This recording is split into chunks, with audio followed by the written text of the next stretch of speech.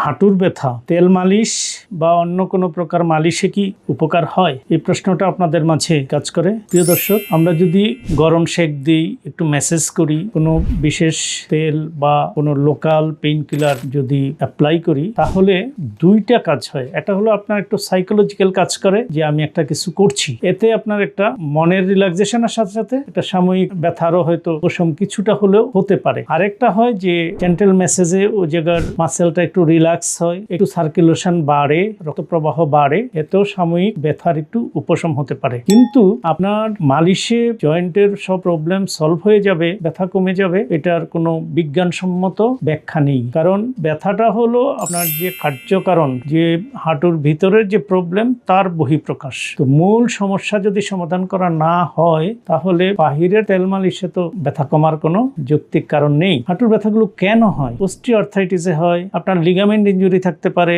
সেই কারণে joint imbalance থাকতে পারে, জয়েন্টে ইনফ্লামেটরি চেঞ্জ থাকতে পারে, তারপরে জয়েন্টে আঘাতজনিত সমস্যা থাকতে পারে। কাজে স্পেসিফিক সমস্যার স্পেসিফিক সমাধান দিলে, মূল কার্যকারণ সমাধান করলে উপসর্গ অটোমেটিক্যালি রিলিভ হয়। সেই জন্য আপনার হাঁটুতে কি প্রবলেম হয়েছে, আপনাকে যথাযথ চিকিৎসকের শরণাপন্ন হতে হবে, প্রপার ডায়াগনোসিস হবে, প্রপার চিকিৎসা হবে, আপনি সুস্থ হবেন। ধন্যবাদ প্রিয় দর্শক, কাছে থাকুন আমার চ্যানেলে লাইক, কমেন্ট ও শেয়ার করার মাধ্যমে। আসসালামু আলাইকুম।